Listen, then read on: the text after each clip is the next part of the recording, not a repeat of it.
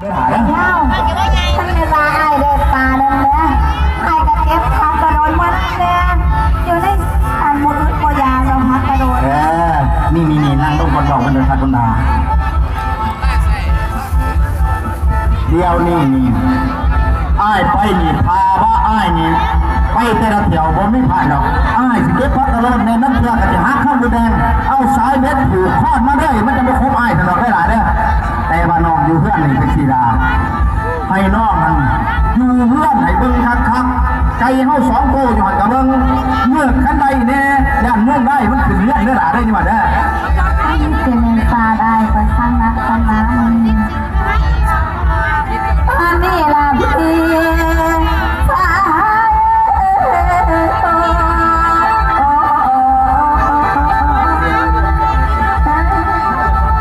คอยหักกบแพทย์น้องคอยพี่น้องเลยอันนี้ล่ะพี่ตั้งเสียอายสาลงสนองฟ้าคอยเมียอยู่ในตั้งใจด้วยขอให้อายสิไก่ไล่ทางไล่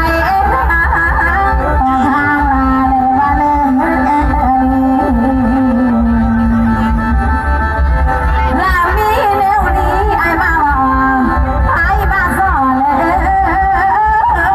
นอนกะเจอดีข้าน้องคือทุกสิ่งทุกอย่างจะได้ก็ดีใจหรอกนะเอ้ยพี่ชายเอ้ยข้าชายไก่ในเมืองนี้สิลาลงทางน้องแล้วก็ได้ไปทางน้องจะมีแต่ดอกไม้ขอให้เจ้าไปดีเด้อชายเด้อชายอย่าห่วงนะรอทางผิดบ้านน้องเลยไอ้กินหาปลาไม่น้องตุ้มไอ้กินแซ่บละเอ้ยแล้วพี่ชายเอ้ยแสนสิโลเคยท่า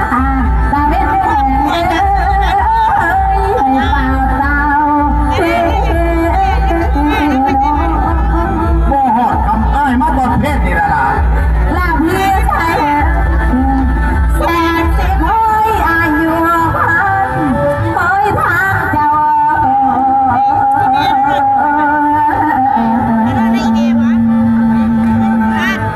อย่าหวังนำมาโอ้ยเด้ออายอย่าหวังนำไปเด้อละสายโอ้ยโอ้ยนะโอ้ยน้องโอ้ยละน้องไอ้ยังเล่ากะเวนจะดองว่าไอ้เป็นคนสวนแต่ว่าแสนยังไงเป็นสาวเลยไอ้สิเป็นวันแสนแต่ยังไม่รอด เฮ้ยแสน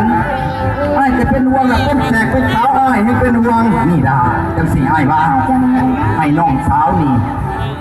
ไปห่อเขาให้อ้ายพ่อได้กินจักค่อนข้างไปจะอ้ายเมื่อยแห้งนะครับเด้อ เอาไอ้ยัง ออกแน่แหตัวนั้นเอาแหผีเรื่องมันจะไหนประคอใหญ่นี่บอก เอาเงี้ยต้องยังเปียโอ้ท่านมาสั่นแสนแดงสิบาทเปียมาพองแม่ กลังขอดเอาเขาที่นี่ได้อ้ายได้ยินบ่เด้อ เอาใส่นี่นะไอ้เนาะ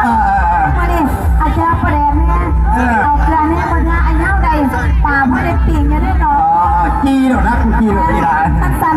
อันแสนแดงสิไปเกี่ยวไม่อายไม่อายแต่เป็นมานานเนาะ โอ้ยนี่ตีพี่น้องเลยนอกคอยเป็นตาหักตาเพื่อนขนาดสิไปยังไงมากคำมาสั่นขอญาตมันยุ่งกับเพื่อนคนจะมาไปท่านเพื่อนเอาบาดนี้เอาหักเมียเขาเลยเพื่อนเนี่ย